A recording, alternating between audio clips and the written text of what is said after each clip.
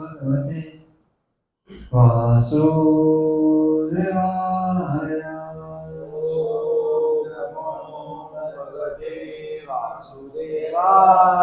ओम नमो भगवते वासुदेवाय।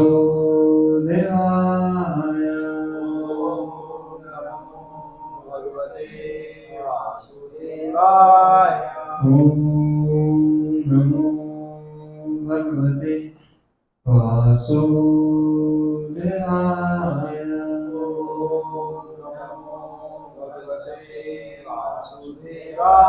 नारायणं नमस्कृत्य नरं चैव नरोत्तमं देवीं सरस्वतीं व्यासं ततो जयमुदीरये। नष्टप्रायेषु भद्रेषु नित्यं भागवत सेवया भगवती उत्तम श्लोके भक्तिर्भक्ति नैष्ठिकी। कृष्णाय वासुदेवाय देवकी नंदनाय च नन्दगोपकुमाराय गोविन्दाय नमो नमः। गोविन्दाय नमो नमः। श्रीमद्भागवतम स्कंद 1 अध्याय 17 श्लोक नंबर 1 से 6। श्लोक नंबर 6 हम दोहराएंगे। और मेरे पीछे पीछे बोलिएगा।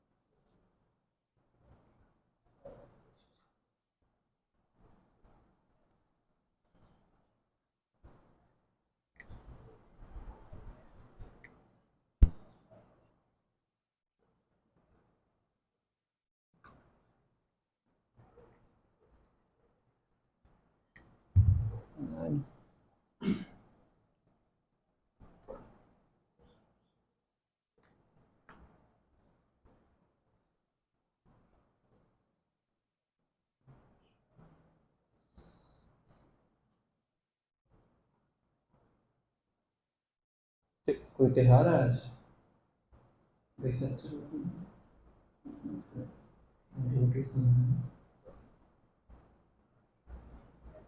यस्तं कृष्ण गते दूरं सह गाण्डीव धन्वना शोच्योऽसि शोच्यां रहसि प्रहरन् वदमर्हसि। यस्त्वं कृष्ण गते दूरं सह गाण्डीव धन्वना शोच्योऽसि अशोच्यां रहसि प्रहरन् वदमर्हसि।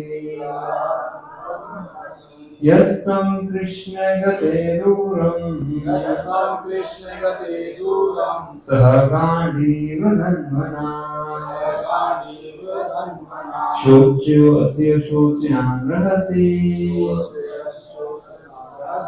प्रहरन् वदमर्हसि।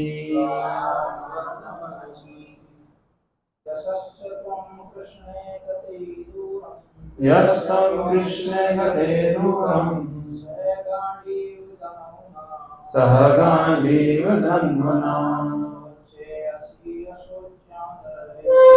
शोच्योऽसि अशोच्यां रहसि प्रहरन् वदमर्हसि। यस्त्वं कृष्णे गते दूरं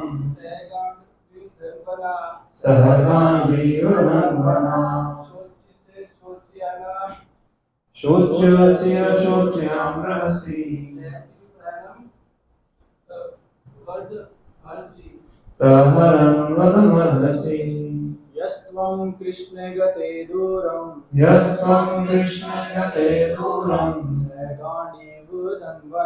सहगाण्डीव धन्वना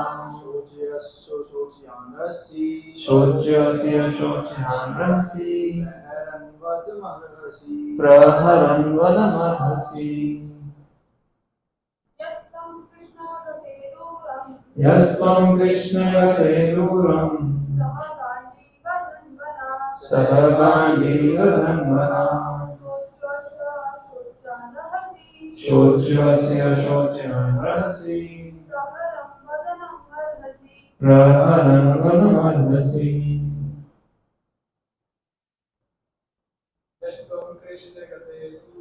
यस्त्वं कृष्णे गते दूरं सहगाण्डीव धन्वना शोच्यसि अशोच्यां रहसि प्रहरन् वदमर्हसि प्रयास करो पढ़ने वाला शब्दार्थ अनुवाद एवं तात्पर्य स्वरूपाची के धर्म स्वरूपात की यह जिससे तुम दुष्ट कृष्णो कृष्ण के गते चले जाने से दूरम आंख से ओझल सह साथ गांडीव नामक धनुष धन्वना धारण करने वाला अर्जुन शोच्यः अपराधी असि हो अशोच्यान निर्दोष रहसि एकांत स्थान में प्रहरन मारते हुए वधम मारे जाने के अर्हसि पात्र हो। अनुवाद मेरे चल रही है। अरे धूर्त क्या तुम इस निर्दोष गाय को मारने का दुस्साहस इसीलिए कर रहे हो कि भगवान कृष्ण तथा गांडीवधारी अर्जुन दृष्टि से बाहर हैं, क्योंकि तुम इस निर्दोष को एकांत स्थान में मार रहे हो, अतएव तुम अपराधी हो और वध किए जाने के योग्य हो। तात्पर्य ध्यान से सुनिए।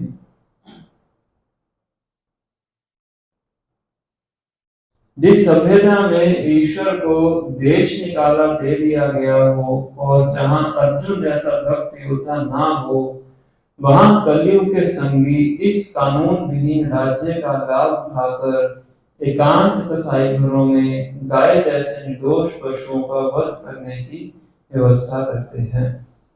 ऐसे पशु हत्यारे महाराज परीक्षित जैसे पवित्र राजा द्वारा मृत्यु दंड दिए जाने के पात्र हैं। जो अपराधी एकांत स्थान में पशु का वध करता है, वह पवित्र राजा द्वारा उसी तरह मृत्यु दंड पाने का भागी होता है, जिस तरह एकांत में अबोध बालक का वध करने वाला हत्यारा। ओम ज्ञानतिमिरन्धस्य ज्ञानाञ्जनशलाकया चक्षुरुन्मीलितं येन तस्मै श्रीगुरुवे नमः। श्रीचैतन्यमनोभीष्टं स्थापितं येन भूतले स्वयं रूपा कदा मह्यं ददाति स्वपदान्तिकं। वन्देऽहं श्रीगुरो श्रीयुतापद्कमलं श्रीगुरुवैष्णवांश्च श्रीरूपं साग्रजातं चैतन्यरघुनाथान्वितं तं सजीवं साद्वैतं सावधूतं परिजनसहितं कृष्ण चैतन्य देवं श्री राधा कृष्ण पादान् सहगणललिता श्री विशाखान्वितांश्च हे कृष्णा करुणा सिन्धु दीनबन्धु जगत्पते गोपेश गोपिकान्त राधाकान्त नमस्तुते तप्त कांचन गौरांगी राधे वृंदावनेश्वरी वृषभानुसुते देवी प्रणमामि हरिप्रिये वाञ्छाकल्पतरुभ्यश्च कृपा सिन्धुभ्येव च पतितानां पावनेभ्यो वैष्णवेभ्यो नमो नमः जय श्री कृष्ण चैतन्य प्रभु नित्यानंद श्री अद्वैत गदाधर श्रीवासादि गौर भक्तवृंद हरे कृष्णा कृष्णा कृष्णा हरे हरे हरे राम राम राम हरे हरे नमो विष्णुपादाय कृष्ण विष्णाय भूतले श्रीमते भक्ति वेदांत स्वामी नामिने नमस्ते सरस्वती देवे गौरवाणी प्रचारिणे निर्विशेष शून्यवादी पाश्चात्य देशकारिणे।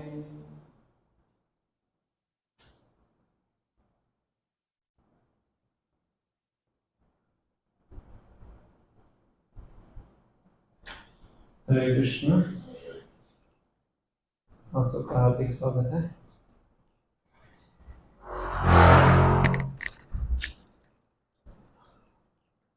सुना आधा खोल ही दो, बार बार आएंगे।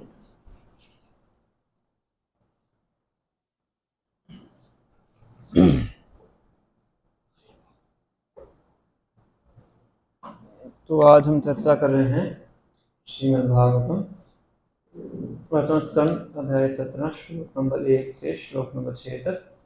श्लोक नंबर 6 अभी हमने दोहराया है, बाकी श्लोकों का हम सिर्फ अनुवाद पढ़ेंगे और चर्चा करेंगे। Just a second.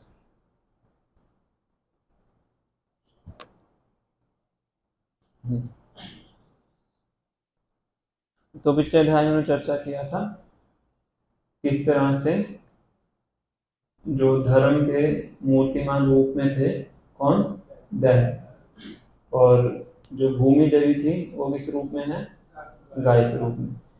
तो दोनों का आपस में संवाद हो रहा था और सुखदेव गोस्वामी कलयुग के लक्षणों को उसी माध्यम से बताते हैं। बैल के प्रश्न उत्तर के माध्यम से कलयुग के क्या लक्षण है उसका वर्णन किया गया था। और आगे आज जो अध्याय शुरू किया 17वां अध्याय, इसमें वही दृश्य है, बैल खड़ा हुआ है, उसकी 3 टांगें टूटी हुई हैं, जो कि इंगित करता है कि कलयुग के अंदर धर्म के 3 स्तंभ टूटे हुए हैं और एक बचा हुआ है, वो भी क्या कर रहा है, लड़खड़ा रहा है। और साथ में गाय खड़ी हुई है, भूमि देवी है, उसकी आंखों में आंसू है, और एक शूद्र व्यक्ति जिसने राजा के कपड़े पहने हुए हैं वो उस बैल का बचा हुआ एक पांव भी तोड़ने का प्रयास कर रहा है। ये दृश्य है। और इसी समय पे परीक्षित महाराज वहां पे पहुंचते हैं।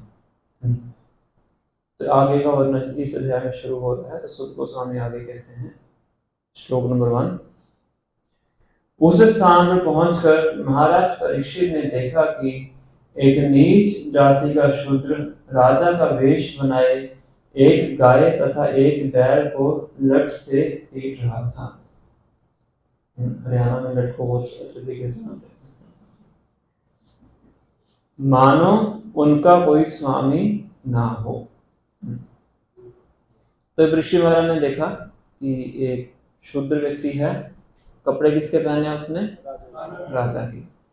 तो ये कलयुग का सिम्टम बताया गया है कि कलयुग के अंदर जो शूद्र व्यक्ति हैं वो कौन सी पदवी पे बैठेंगे, बड़े बड़े एडमिनिस्ट्रेटर की पदवी पे बैठेंगे। तो शूद्र का मतलब क्या है, शूद्र क्या है, ऊपर के 3 वर्णों की सेवा करता है, ठीक है, और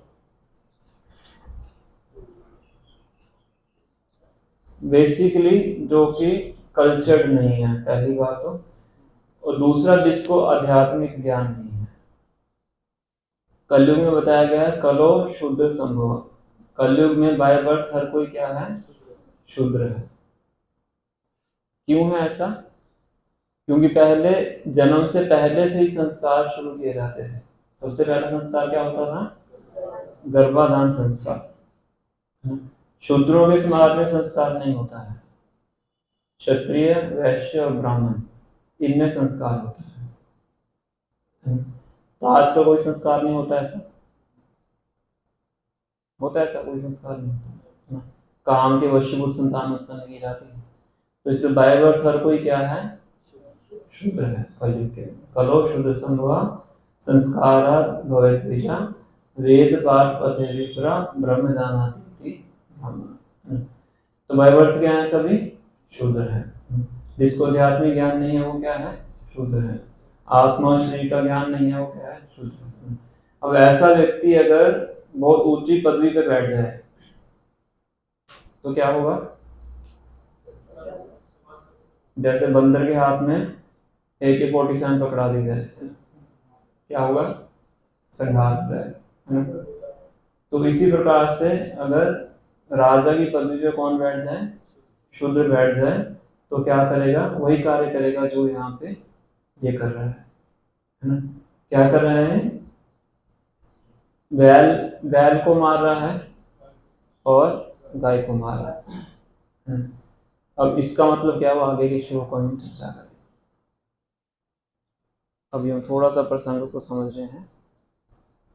प्रभुपाद इन तात्व में बहुत ज़्यादा चर्चा कर रहे हैं गोवध के ऊपर और धर्म के नाश के ऊपर और देश के जो राजा हैं उनके ऊपर। इन तीनों के ऊपर भी बहुत अच्छे से इन सभी तात्व में चर्चा कर रहे हैं। श्लोक नंबर 2।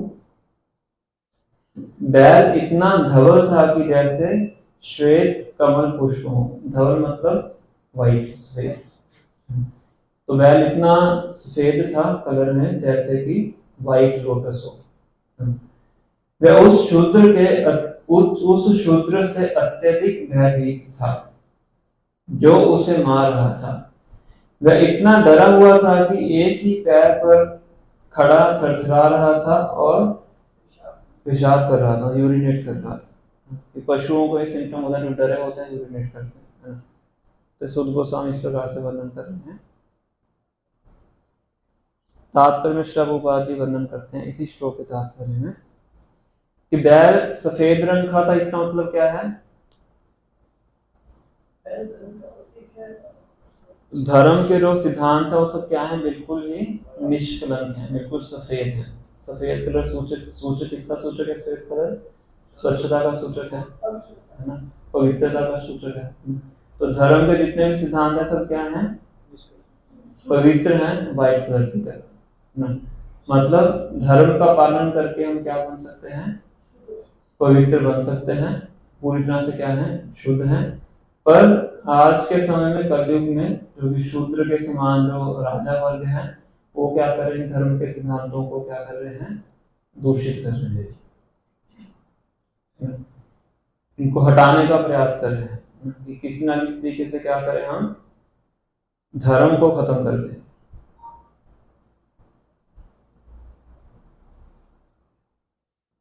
है कि नहीं? मुझे याद है एक बार गुड़गांव बेस में मैं पहले कुछ सेवा किया करता था, तो वहाँ पे एक डिवोटी थे, इनिशिएटिव डिवोटी थे। तो कभी कभी ऑफिस के काम से उनको चाइना जाना पड़ता है, चाइना या जापान किसी, कोई मुझे याद नहीं बच्चे तरीके से। तो मुझे बता रहे थे कि एक बार मैं वहाँ पे गया हुआ था, तो ऑफिस के लोग हमें किसी आउटिंग वगैरह पे लेके गए। कॉर्पोरेट कल्चर में होता है। कहते सब चले गए तो सब बैठ गए खाने के लिए, तो मुझे भी फोर्स करने लगे कि तुम भी खाओ। तो मैंने सोचा कुछ वेजिटेरियन वगैरह ऑर्डर कर देता हूँ, उसको भोग लगा के खा लूँगा। कुछ कुछ something is better than nothing. इनको ये नहीं लगेगा कि हमारा साथ नहीं दिया। तो मेन्यू वगैरह पढ़ा उन्होंने, कुछ उनको लगा कि ये आइटम तो क्या है? वेज है। उन्होंने ऑर्डर कर दिया, सामने ला के रख दिया। कुछ समझ में नहीं आ रहा उनको, ऊपर कुछ वेजिटेबल तो दिख रही थी पर समझ में नहीं आ रहा क्या है। तो उन्होंने पूछा वेटर से ये क्या है, तो कहते हैं ये यहाँ की सबसे स्वादिष्ट डिश है। फिर बहुत अच्छी बात है, पर है क्या? कहते बुल की जीभ है। समझ रहे? उसको प्लेट में ला के रखा खाने को, और वहां की क्या है सबसे सबसे फेमस डिश? सोच के देखिए। ये आज का समय है, कलयुग का समय है, और ये मत सोचिए कि भारत में ऐसा नहीं होता होगा। भारत में भी हो रहा है, और आगे और बढ़ता जाएगा अगर इसको अच्छे तरीके से जो राजा वर्ग के लोग हैं इसको अच्छे तरीके से नहीं टैकल करें। तो ये राजा का दायित्व होता था वैदिक समाज के अंदर कि वो अपनी प्रजा के अंदर ऐसी चीजें ना होने दें, ताकि जो धर्म के सिद्धांत उनका क्या किया जाए, पालन किया जाए। इसलिए राजा लोगों की भी क्या होती थी, ट्रेनिंग होती थी। ऐसा नहीं कि वोट बैंक इकट्ठा कर लीजिए और उससे कोई भी क्या बन जाएगा, राजा बन जाएगा, ऐसा नहीं होता। पहले उनको प्रॉपर प्रशिक्षण दिया जाता था गुरु के आश्रम में, उनका बिहेवियर देखा जाता था, उनका शौर्य देखा जाता था। उसके बाद जो ब्राह्मण लोग होते थे वो निर्धारित करते थे कि ये जो राजा का बेटा है राजा बनने के लायक है कि नहीं, उसके बाद राजा बनते थे। फिर वो धर्म के सिद्धांतों के ऊपर, धर्म के सिद्धांतों के अनुसार ही क्या करते थे, राज्य करते थे। इसलिए तो भगवान इतना उत्सुक थे कि युधिष्ठिर महाराज ही राजा बने। इतना बड़ा युद्ध करवा दिया भगवान ने कुरुक्षेत्र। क्यों करवाया? ताकि जो धर्म परायण है युधिष्ठिर वही क्या बनना चाहिए, राजा बनना चाहिए। दुर्योधन राजा नहीं बनना चाहिए। दुर्योधन राजा बनेगा तो प्रजा भी वही कार्य करेगी जो दुर्योधन कर रहा है, प्रजा ऐसे नहीं होनी चाहिए। तो इस प्रकार से कलयुग का सिम्टम को परिवर्तन कर रहे हैं कि कलयुग का सिम्टम क्या है कि जो शुद्ध जैसे लोग हैं धर्म के सिद्धांतों को क्या करना चाहते हैं, बिल्कुल ही खत्म कर देना चाहते हैं, है ना। अब धर्म के सिद्धांतों को खत्म करने के लिए क्या तरीका है, जो धर्म का पालन करते हैं उनको खत्म कर दीजिए, और जिन जगहों पे धर्म का पालन होता है उन जगहों को खत्म कर दीजिए, और जहां पे अधर्म फैलता है उनका बढ़ावा कर दीजिए, है ना। जैसे लिकर शॉप्स हैं, वहाँ पे धर्म होता है, उनका बढ़ावा कर दीजिए। मीट शॉप्स हैं, वहाँ पे धर्म होता है, उनको बढ़ा दीजिए। प्रोस्टिट्यूशन हाउसेज हैं, आजकल इतना आसान हो गया है, फोन उठाइए सब कुछ प्राप्त हो जाएगा। फैसिलिटी, सब फैसिलिटी क्या है आपके फोन के ऊपर है, कैश भी उठाने की आवश्यकता नहीं, सब ऑनलाइन हो रहा है। तो क्या हो गया है, अधर्म का पालन करना आज के टाइम पे क्या है, सरल हो गया है, और धर्म का पालन करना क्या हो गया है, कठिन हो गया है ना। तो कलयुग का सिम्टम है। ऐसे हम बुक डिस्ट्रीब्यूशन करने जाते थे, वो जगह पे होते थे तो पुलिस वाले रोक देते थे, नहीं कर सकते। और वहीं पे सड़क पे जो सिगरेट बेच रहा है उनको मना नहीं करते, देख सकते हो जाके चौराहे वगैरह के ऊपर सब करते हैं, खोखे बने होते हैं, उनको मनाही नहीं है, पर आप भगवत गीता वहां पे बांध नहीं सकते। तो स्पष्ट रूप से हम देख सकते हैं कि धर्म का क्या हालत हो रही है। तो इस प्रकार से इसका वर्णन कर रहे हैं। आगे श्लोक नंबर 3 में बता रहे हैं, यद्यपि गाय उपयोगी है क्योंकि उससे धर्म प्राप्त किया जा सकता है, किंतु अब वह दीन तथा बछड़े से रहित हो गई थी। उसके पांव पर शूद्र प्रहार कर रहा था, उसकी आंखों में आंसू थे और वह अत्यंत दुखी तथा कमजोर थी। वह खेत की थोड़ी सी घास के लिए लायक थी। आजकल देखे ना गाय प्लास्टिक खाती हैं, और जो लोग गाय पालते हैं वो गाय को छोड़ देते हैं कि सुबह जाएंगे अपना कुछ कचरा वचरा खा के शाम को अपना घर वापस आएंगे। हमारा खिलाने का क्या हो गया, खर्चा बच गया, और दूध देने का टाइम आएगा दूध निकाल लें। समझ रहे? आजकल ऐसी स्थिति है। तो दूध भी किसका मिलेगा? प्लास्टिक वाला मिलेगा। तो रूपा जी कह रहे हैं, ये भी कलयुग का सिम्टम है क्या, कि जो गौ रक्षा है वो नहीं हो रही है। तो गाय धर्म का पालन करने के लिए सबसे महत्वपूर्ण पशु है। बताया जाता है कि कोई जीव अगर आगे जिसका एलिवेशन मनुष्य शरीर में होने वाला होता है, ऐसा सुना है, इसका कोई मुझे तथ्य नहीं पता है, तो मनुष्य जन्म प्राप्त करने से पहले जन्म उसको किसका मिलता है? गाय का मिलता है, ऐसा सुना है। और गाय को सतोगुण ज्ञानम बोला गया है। गाय की तो बहुत महिमा का वर्णन किया गया है, सभी देवता उसके अंदर वास करते हैं। और गाय की सबसे ज्यादा आवश्यकता किसको पड़ती है? गाय की सबसे ज्यादा आवश्यकता किसको पड़ती है? देवता को, ठीक है। और ब्राह्मणों को पड़ती है। क्यों पड़ती है?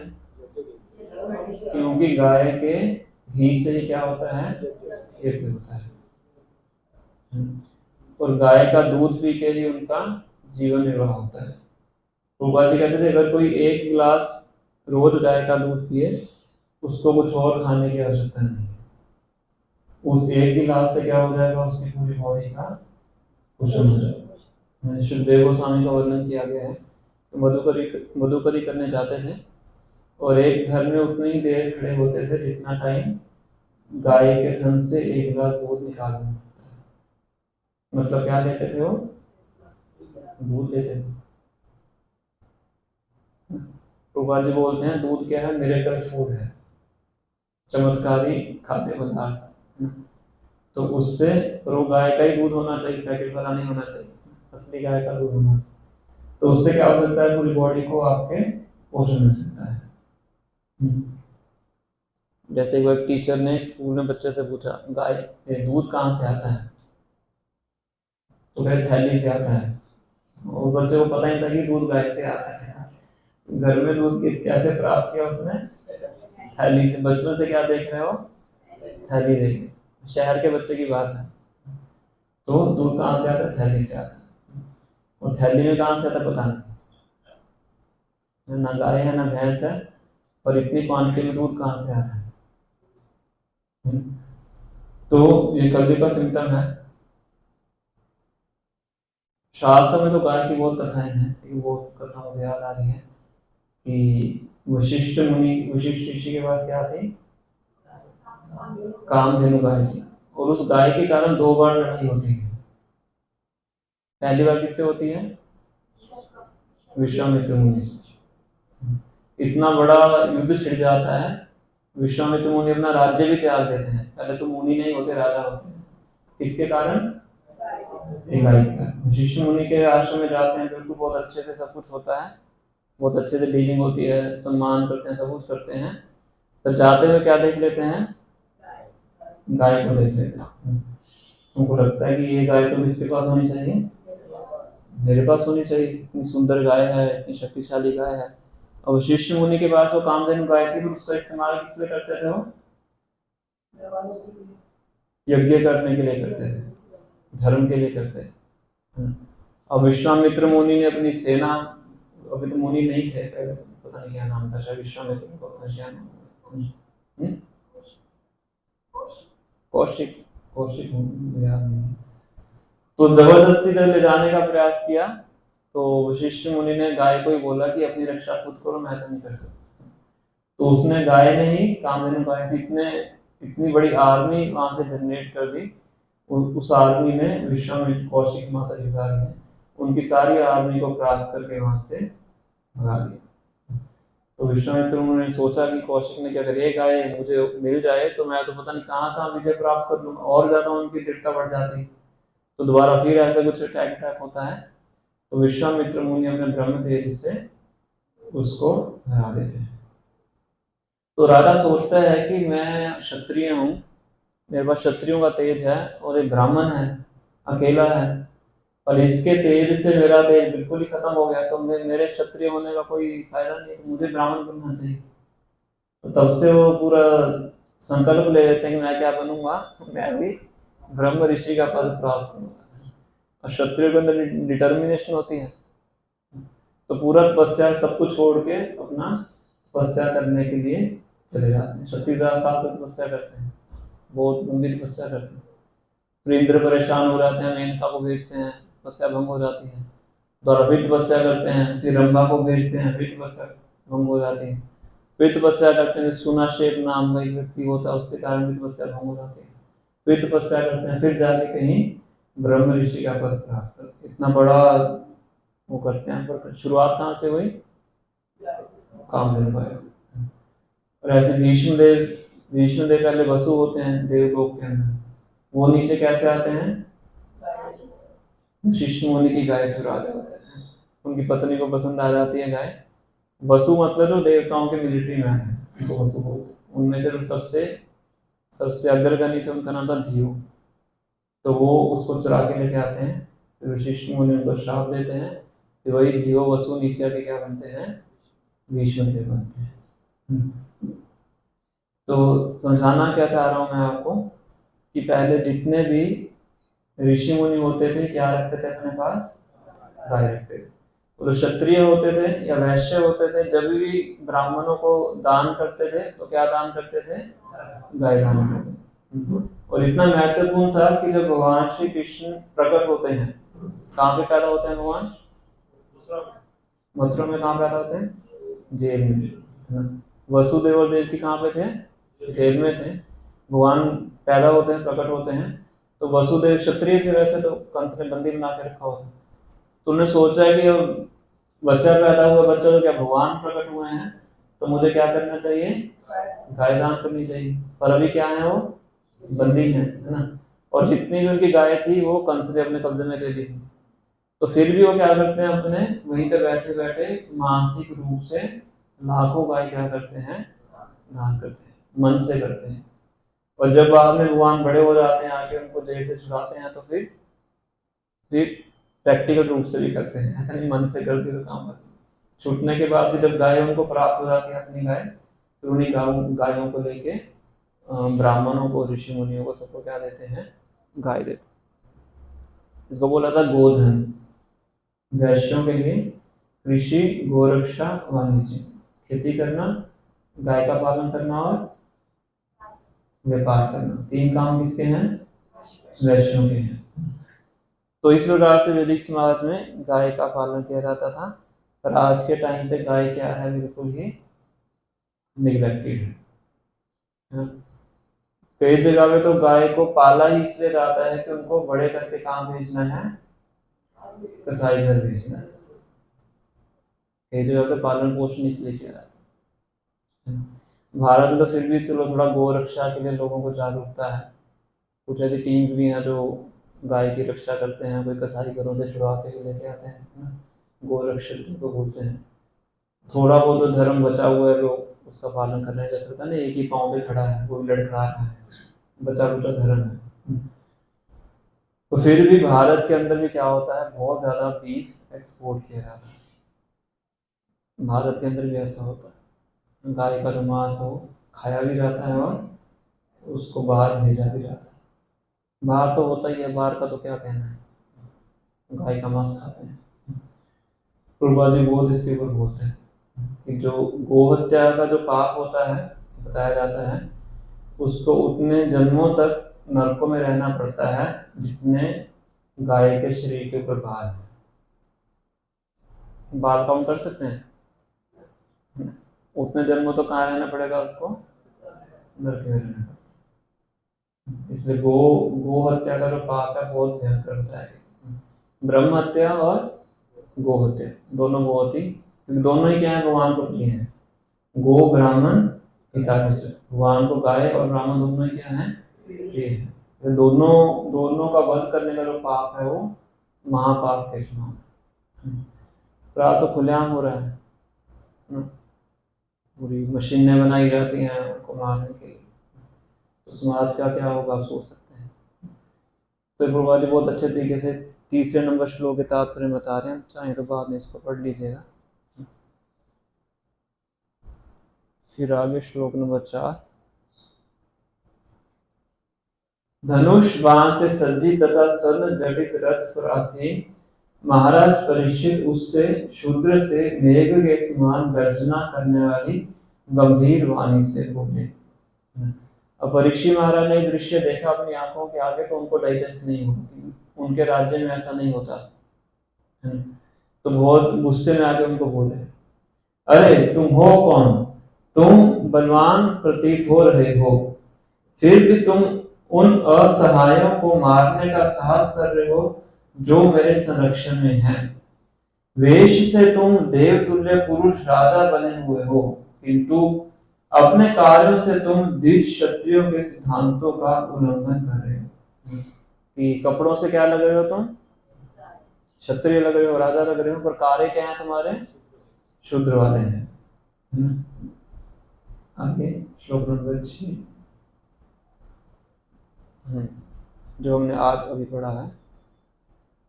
अरे दूर, क्या तुम इस निर्दोष गाय को मारने का दुस्साहस इसलिए कर रहे हो कि भगवान कृष्ण तथा अर्जुन दृष्टि से बाहर हैं? क्योंकि तुम इस निर्दोष को एकांत स्थान में मार रहे हो, अतः तुम अपराधी हो और वध किए जाने के योग्य हो। तो इस प्रकार से परीक्षित महाराज क्या करते हैं? बड़े क्रोध में आके इसको संबोधित करते हैं। आगे पूरी चर्चा होगी दोनों के बीच में।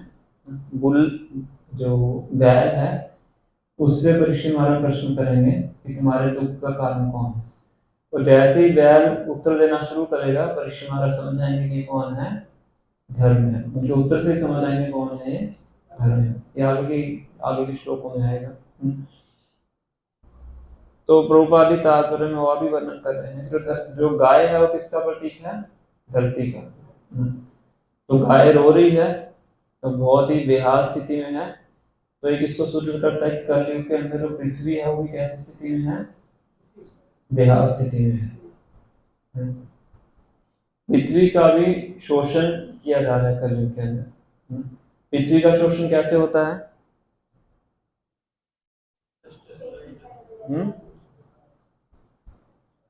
बोलो। पेस्टिसाइड, ठीक है। और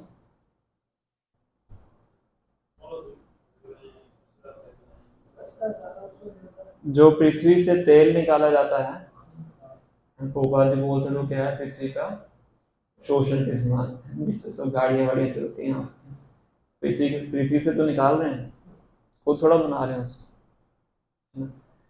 और जब ये बहुत ज्यादा मात्रा में निकल जाएगा तो पृथ्वी का जो संतुलन है वो भी क्या हो सकता है? बिगड़ सकता है।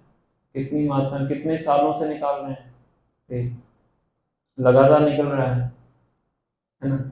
और सिस्टम किसका बनाया हुआ है? भगवान ने बनाया है। तो उसको तेल को निकाले जा रहे हैं उसके अंदर से छेद करके। पृथ्वी में छेद करना ही क्या है? एक तरीके से वो एक्सप्लॉयटेशन के समान है। तो बहुत सुंदर श्लोक है पृथ्वी के संबंध में कि कैसे हमारी जितनी भी आवश्यकता है किससे पूरी होती हैं? पृथ्वी से पूरी होती है। देना ही पड़ेगा।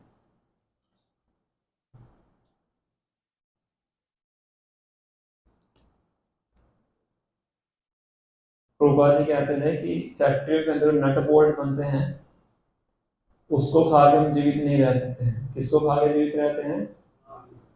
अनाज को खा के, सब्जियों को खा के, फलों को खा के। ये कहाँ पे उगता है? फैक्ट्री में बन सकता है?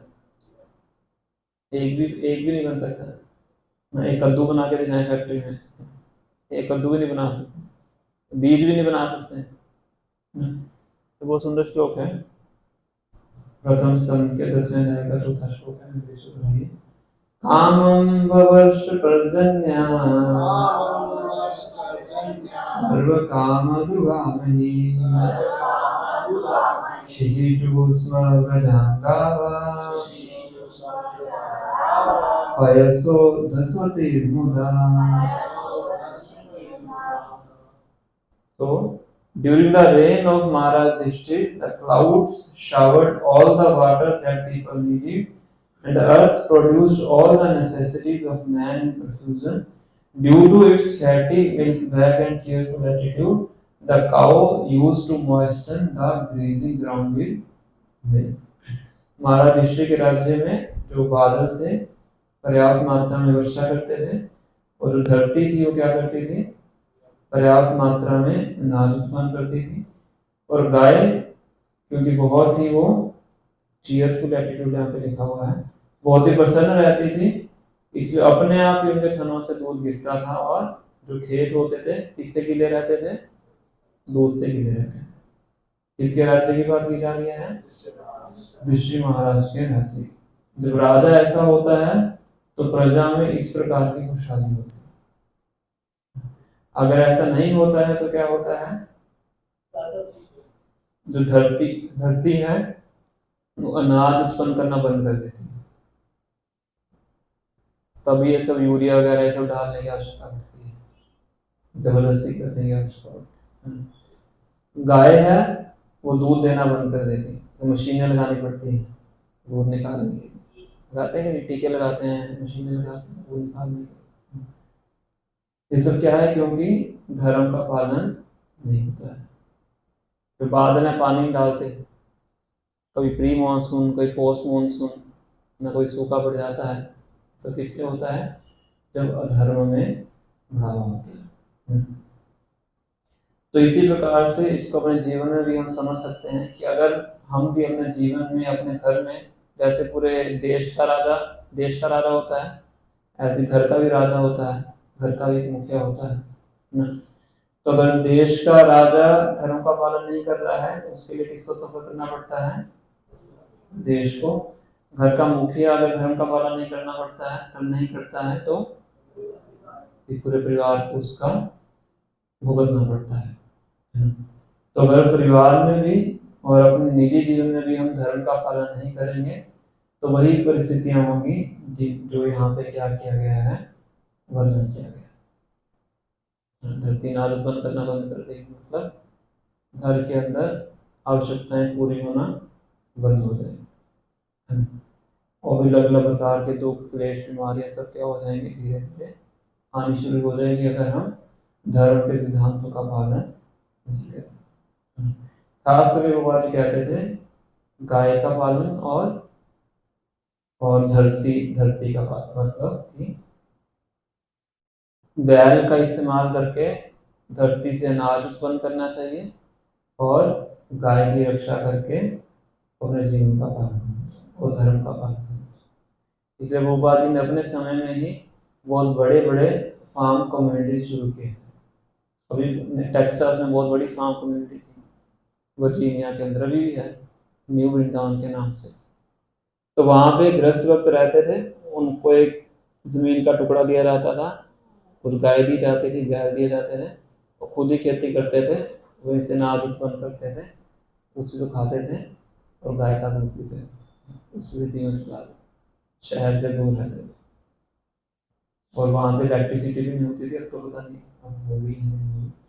बिल्कुल ही वैदिक उससे सिविलाइजेशन की तरह वहाँ पर जीवन जिया। गीता नगरी फार्म हाउस पे एक अलग से ऐसे काफ़ी प्रोपोजल शुरू किए थे ये दिखाने के लिए संसार को कि गाय और ज़मीन अगर आपके पास है तो आपको कुछ और करने की आवश्यकता नहीं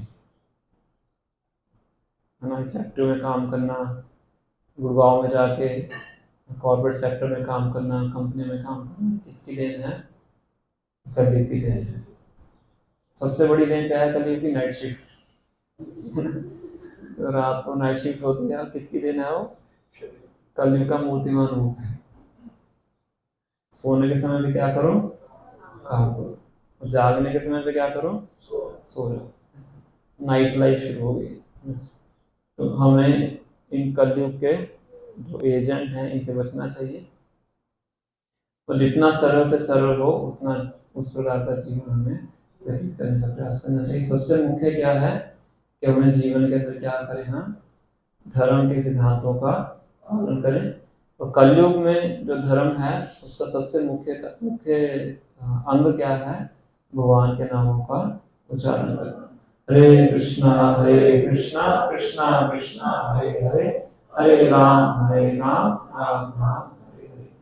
अगर इस प्रकार से जीवन जिएंगे तो जैसे हमें वर्णन किया गया है कि महाराज युधिष्ठिर के राज्य के अंदर कैसा वातावरण था, वैसा कम से कम अपने जीवन में तो करें। पूरी पृथ्वी को, पूरे देश को अगर नहीं बदल सकते, पहले अपने परिवार को तो बदलें, अपने से तो शुरुआत करें। तो अच्छे से धर्म का पालन करें, तो ये सब आपको अपने जीवन में क्या पड़ेगा, दिखाई पड़ेगा। कलयुग में रहते हुए भी हम क्या रह सकते हैं, समृद्ध और प्रसन्न रह सकते हैं, अगर धर्म का पालन करें। अगर नहीं करेंगे तो फिर जैसे पूरी दुनिया तड़प रही है, हम भी उसमें शामिल हो, एक अंग हम भी बन जाए। ठीक है, तो ये कुछ चर्चा थी श्लोकों के ऊपर। आगे के श्लोक नेक्स्ट क्लास में चर्चा करेंगे। नेक्स्ट सैटरडे को क्या है, निर्जला एकादशी। तो उस दिन तो निर्जला एकादशी की ऊपरी क्लास होगी, उससे नेक्स्ट सैटरडे। ठीक, कोई प्रश्न है किसी का, पूछ सकते हैं, वरना फिर यहीं पे स्टॉप करें।